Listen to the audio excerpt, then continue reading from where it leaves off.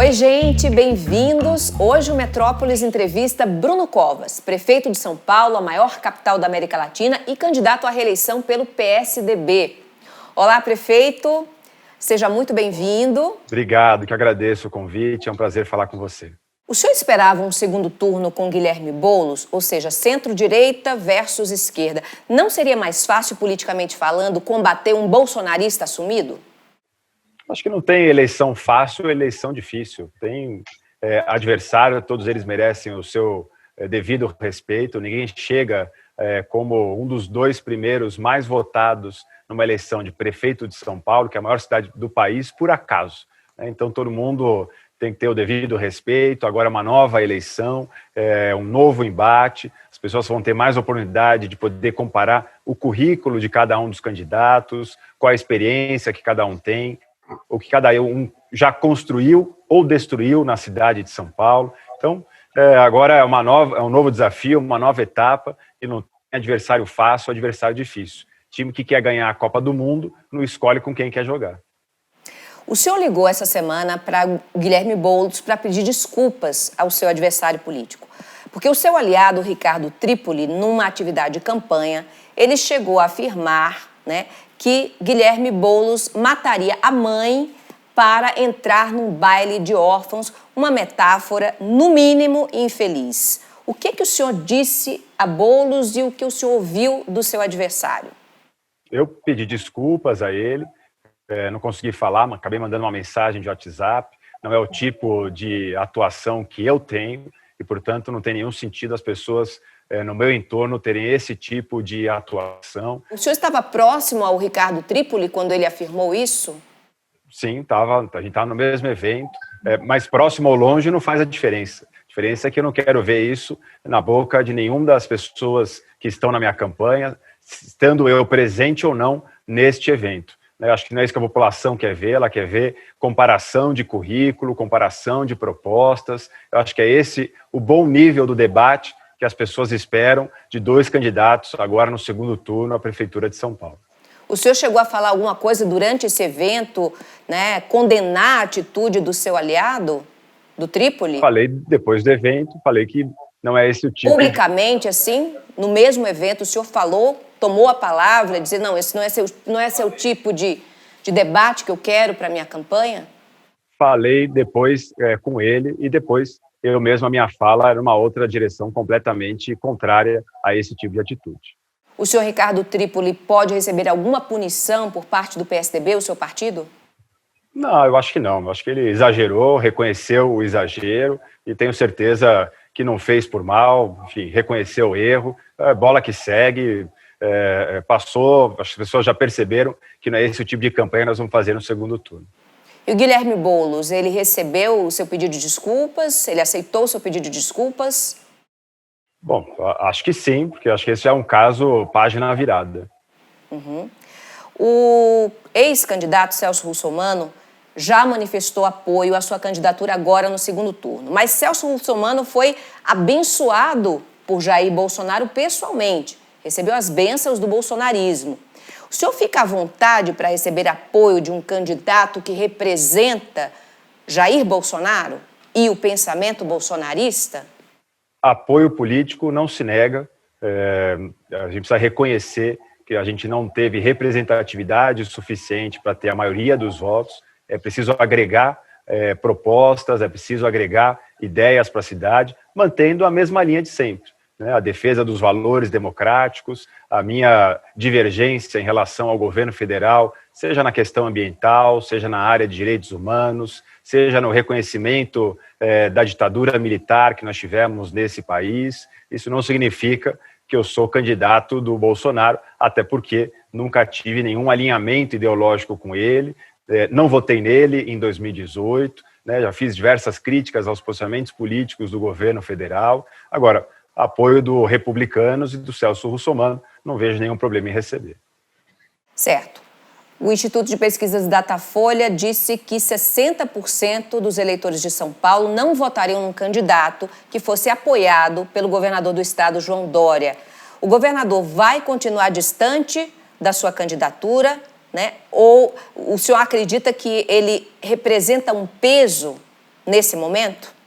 Olha, acho que está muito claro para a população que eu tenho apoio do governador João Dória. É uma atuação conjunta entre prefeitura e Estado que tem refletido em vários benefícios para a população, seja na área da segurança pública. A cidade de São Paulo tem os melhores indicadores das 27 capitais do país, seja na área de transportes. O Estado está hoje com 5 linhas de metrô em obras na cidade de São Paulo, seja no combate à pandemia. Agora, não tem nenhum sentido o governador parar de governar o estado de São Paulo, deixar as outras 644 cidades para ficar fazendo campanha aqui na cidade. Exatamente esse é o tipo de atitude que a gente não quer ver num governador ou num presidente. O presidente chegou a receber candidatos, né? Oi, desculpa. Fazer colinha. Pois é, esse é exatamente o tipo de atitude que a gente não quer ver naqueles que não estão disputando a eleição. O candidato nessa eleição sou eu. A população não quer saber de disputa de padrinho político, disputa de apoiadores. A população quer ver a comparação de currículos entre cada um dos candidatos.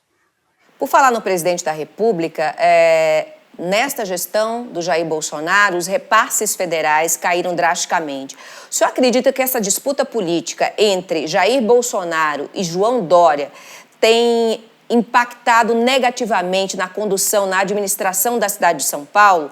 E o que seria possível fazer para contornar esse imbróglio? Bom, os repasses voluntários do governo federal caíram entre o último ano da gestão Temer e agora, o último ano, 2019, 97%.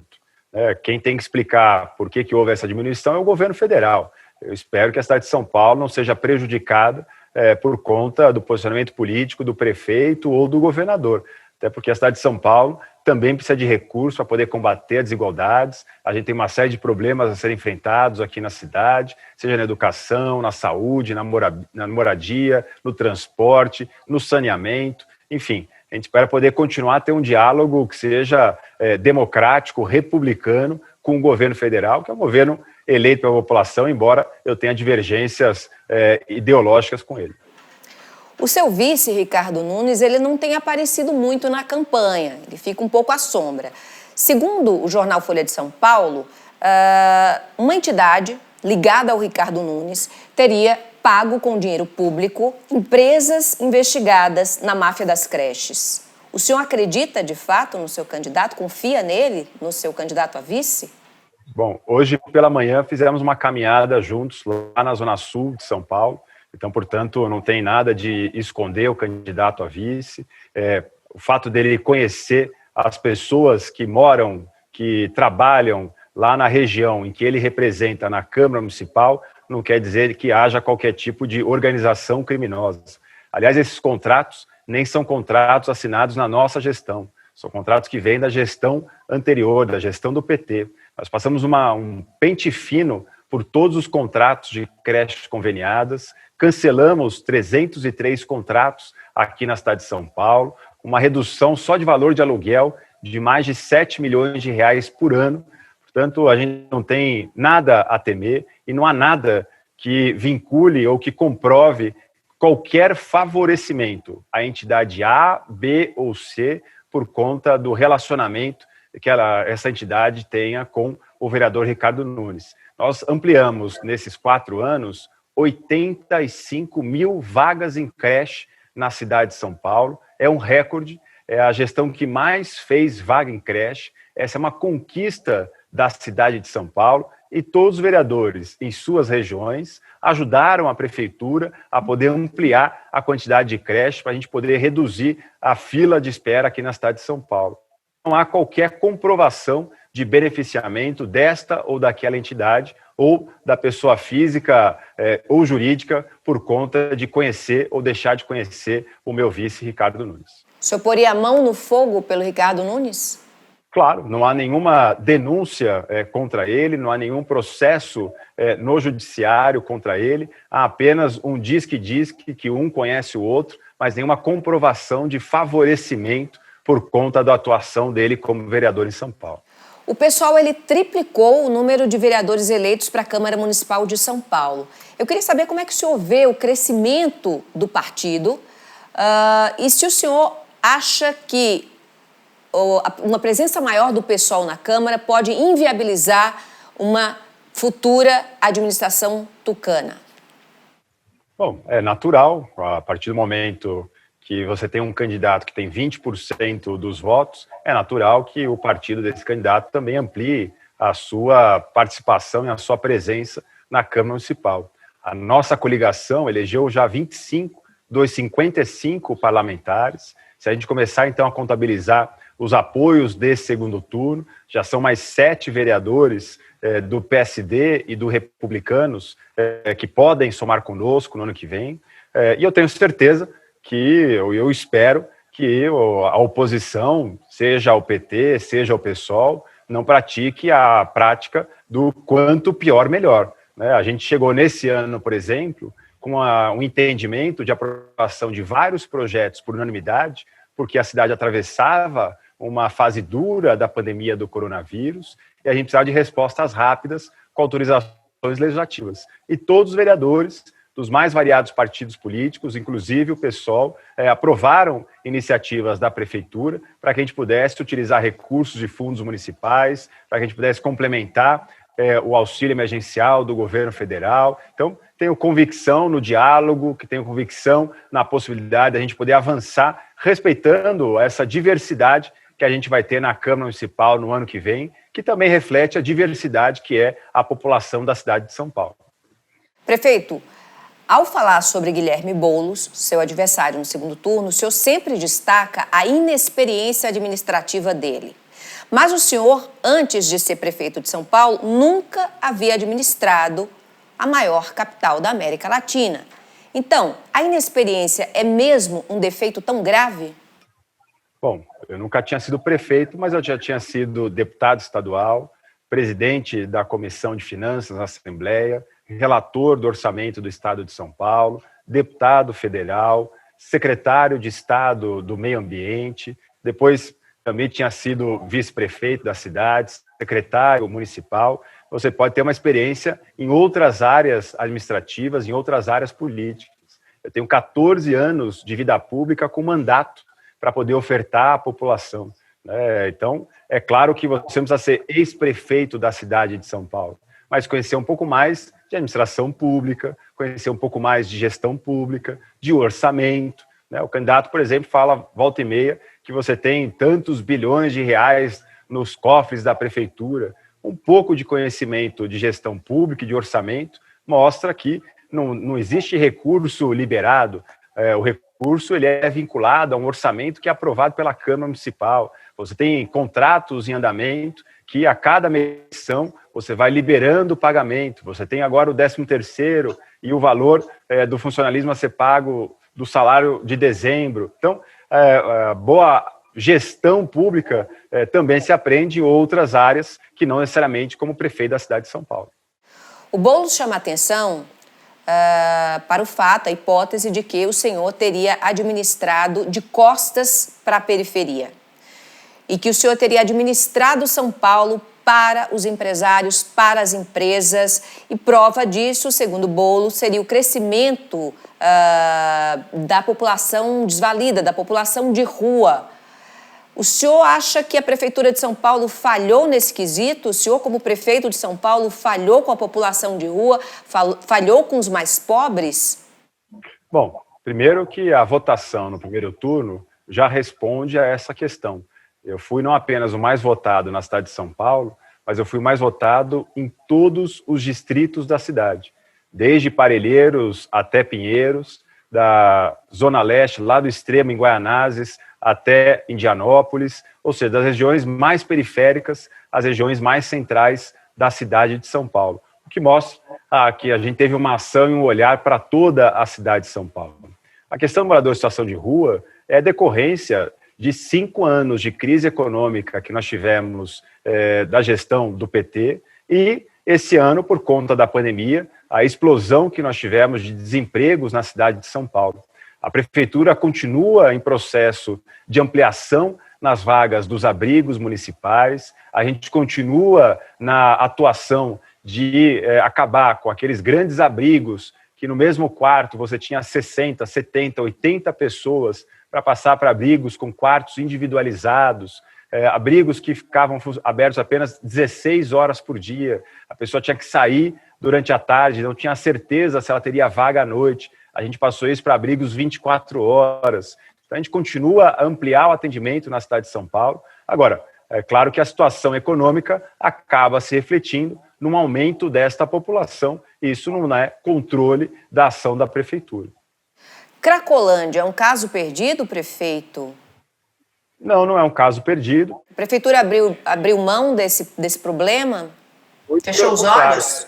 Muito pelo contrário, a prefeitura resolveu atuar ali. O que nós tínhamos na gestão passada, na gestão do PT, era uma bolsa crack, em que as pessoas que estavam lá recebiam dinheiro uma vez por mês, o que só estimulava o consumo. Hoje nós mudamos a atuação da prefeitura, é uma ação na área assistencial, com acolhimento, com abrigamento, é uma ação na área de saúde, ofertando tratamento para essas pessoas, é uma ação na área de segurança, com repressão ao crime organizado, a presença da Polícia Civil, da Polícia Militar, da GCM, é uma ação de desenvolvimento econômico e trabalho somente para aqueles que passam pelo tratamento e têm a orientação médica, a gente encaminha para o trabalho, a gente encaminha para poder ter uma porta de saída. É uma ação de revitalização daquela região. Nós começamos agora a demolição das chamadas quadras 37 e 38,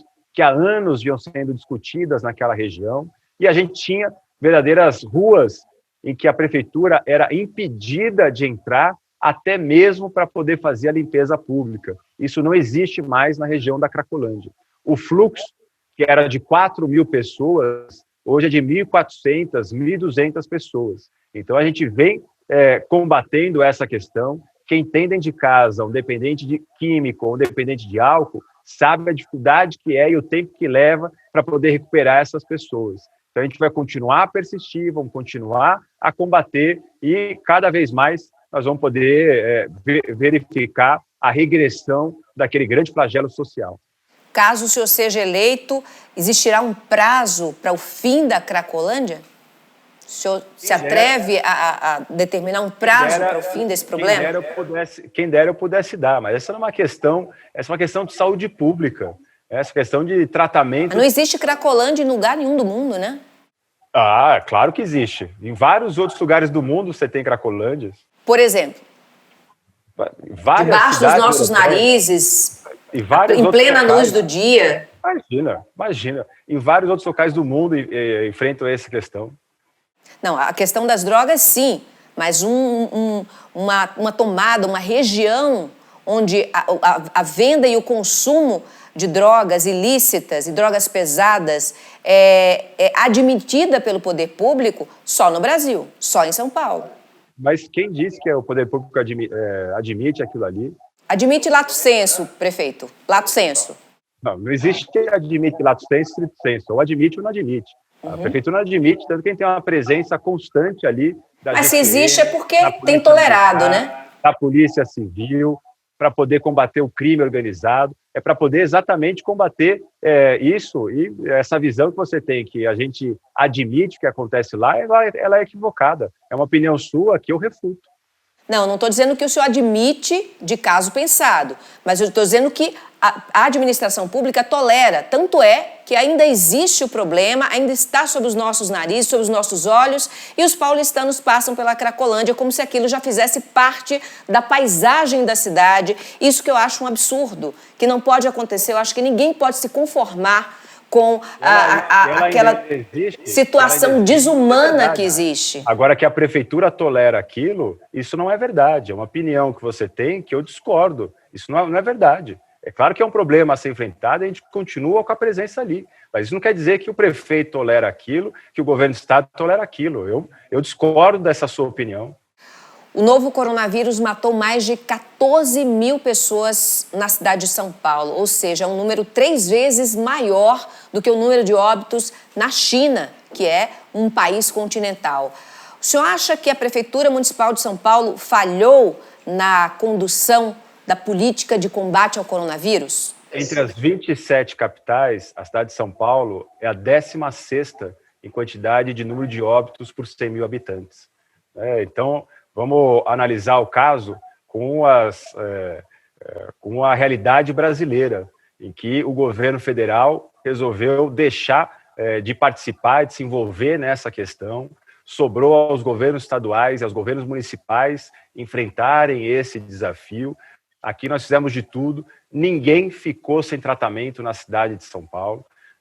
Cidades muito mais ricas do que São Paulo, o médico escolhia quem era entubado, quem não era entubado. Isso não aconteceu na cidade de São Paulo. A prefeitura entrou também com uma ação assistencial, só de cesta básica, mais de 2 milhões de cestas básicas foram distribuídas. Então, a gente entrou com toda a ação na área de saúde, reforçamos o atendimento na área da assistência, né, fizemos todo o trabalho preventivo para não deixar a quantidade de casos explodir da noite para o dia, seguramos, né, com a quarentena aqui para poder ampliar o sistema público de saúde e tratar todo mundo que buscou tratamento. E o resultado está aí. A cidade de São Paulo é a 16ª entre as 27 capitais, uma cidade complexa, com 12 milhões de habitantes, com 1.700 ruas que começam na cidade de São Paulo e terminam numa outra cidade. Então, a gente vive numa região metropolitana em que a cidade é conurbada, você não sabe onde começa São Paulo, onde termina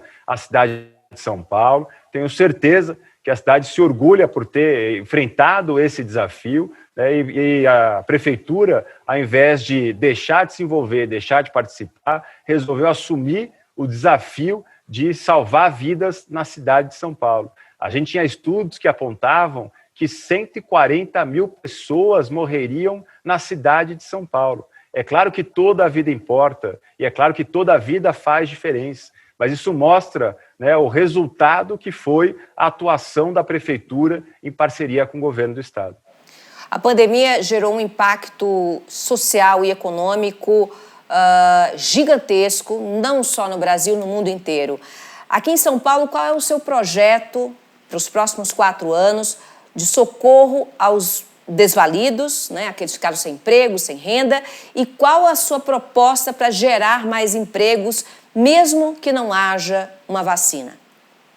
Bom, primeiro, uma ação maior de acolhimento, com mais vagas, né, à frente de trabalho, com mais cursos de qualificação profissional. Nós, inclusive, já ampliamos o orçamento para o ano que vem em 25% na Secretaria de Desenvolvimento Econômico e Trabalho, exatamente para poder fazer isso já no ano que vem. Já tem recursos, portanto, previstos no orçamento de 2021. É uma ação de continuar o investimento público. Nesse ano, mesmo com todas as dificuldades da pandemia, nós tivemos o maior valor de investimento nos últimos 8 anos. É o mesmo valor que está no orçamento do ano que vem, 4,5 bilhões de reais. É continuar a estimular investimento privado, porque não adianta achar que só a prefeitura é que pode investir na cidade de São Paulo. É preciso continuar no trabalho de desburocratizar, de facilitar o acesso a crédito para o micro e pequeno empresário, de poder ajudar na formalização dele, né, de apostar no que é a grande vocação da cidade de São Paulo, que é a economia criativa, a economia de baixo carbono, a economia da cultura, do esporte, do lazer, do entretenimento, dos games, das startups, que é a grande vocação, inclusive, para a gente ajudar o jovem de periferia a entrar no mercado de trabalho. O desemprego está batendo aí 14%, 15%, mas ele é mais do que o dobro quando a gente faz um recorte no jovem de periferia. Essa é a grande preocupação para o ano que vem. O senhor enfrenta ao mesmo tempo o tratamento de um câncer e a disputa pela prefeitura da maior cidade do país. Como é que tem sido, como é que o senhor tem conciliado os seus cuidados médicos com a rotina de um candidato? Bom, agradeço a pergunta. Em outubro do ano passado, eu fui diagnosticado com câncer em metástase, em 3 tumores, na cárdia, região que liga o esôfago com o estômago, no fígado e nos linfonodos. Passei por 8 sessões de quimioterapia, que fizeram regredir ao máximo 2 dos 3 tumores, persistiu o dos linfonodos, troquei o tratamento por o tratamento agora da imunoterapia, que vem fazendo regredir esse 3º tumor que a quimioterapia não tinha conseguido combater. Os médicos estão muito animados, eu estou liberado para exercer minha atividade de trabalho, eu estou liberado para fazer qualquer ação, os médicos estão muito animados com o futuro do tratamento, eu devo continuar aí pelo menos mais um ano ainda me tratando, não tem nenhum efeito colateral a imunoterapia. Uma vez a cada 3 semanas eu vou ao hospital para poder receber a imunoterapia. Quarta que vem, portanto, eu estou lá para poder mais uma vez receber o tratamento. E tudo isso junto com a campanha? Olha, e ainda tem ser prefeito da cidade, que está no meio de uma pandemia, porque não dá para parar a prefeitura, e ser pai, né? Ainda tenho um filho de 15 anos que mora comigo, que eu também chego em casa, preciso ver a lição, preciso às vezes estudar junto com ele, então a gente tem que ir encontrando o tempo para poder fazer um pouco de cada, mas eu estou liberado pelos médicos para poder fazer isso, não estou fazendo nada contrário à orientação médica, completamente liberado para isso, e é claro que isso muda um pouco o nosso dia a dia, o nosso jeito de ver o mundo. Queria agradecer muito a todas as rezas, orações, correntes, pensamentos positivos que eu recebi no momento mais difícil da quimioterapia, quando você fica bem debilitado. Foi uma corrente aí de várias pessoas, de conhecidos, desconhecidos, que me ajudou muito e que, sem sombra de dúvida, fizeram também que eu me preocupasse com o tratamento quimioterápico das pessoas que não têm a condição de pagar um plano de saúde como eu pago. Por isso nós fizemos o Corujão do Câncer na cidade de São Paulo, conseguiu reduzir as filas na espera para poder realizar uma consulta preventiva, para poder fazer um tratamento quimioterápico na cidade de São Paulo. Enfim, também mudou muito mais a minha preocupação para que as pessoas tenham a mesma agilidade e rapidez no tratamento que eu tive para poder tratar o meu câncer. E nós desejamos, eu falo em nome de toda a equipe, nós do Metrópolis, desejamos seu pronto restabelecimento. O senhor, além de estar tratando um câncer, o senhor também passou pela Covid-19, pelo desafio da Covid-19 recentemente. O senhor se sente em plena saúde para assumir um novo mandato, mais 4 anos? Sim, eu estou completamente liberado pelos médicos, não há nenhuma restrição, a doença vem cada vez mais regredindo, não há nenhum fator que pudesse me inibir a ser candidato. Eu fiz um check-up geral uma semana antes das convenções partidárias, até para não ter nenhum tipo de risco, e fui completamente liberado pelos médicos para poder enfrentar uma campanha e enfrentar mais 4 anos governando a cidade de São Paulo. Durante o primeiro turno, Celso Russomano, que era seu adversário, né, ele chegou a dizer, insinuar, que o senhor não completaria o mandato. Perguntado, ele disse aos jornalistas que questionassem aos seus médicos. Como é que o senhor se sentiu com essa declaração? O senhor acha que vale tudo para conquistar um mandato? Bom, a população respondeu a isso no primeiro turno, me dando a maior votação da cidade de São Paulo, apostando no nosso trabalho. Ganhei não apenas no geral, mas em todos os distritos eleitorais da cidade de São Paulo. Enfim, a população percebeu quem é que estava apresentando propostas, ideias para a cidade e quem, infelizmente, teve que recorrer a frases como essa. Prefeito, muito obrigada pela entrevista. Não vou desejar boa sorte aqui, porque não cabe a mim desejar boa sorte, mas que vença o melhor. Obrigado, agradeço a oportunidade, um prazer falar com você e espero poder, depois da eleição, falar com você como depois prefeito reeleito da cidade de São Paulo. Até uma próxima oportunidade, prefeito. Obrigado. Gente, a gente conversou com o prefeito de São Paulo e candidato à reeleição pelo PSDB. O Metrópolis Entrevista fica por aqui. Eu vejo vocês numa próxima oportunidade. Tchau, Brasil!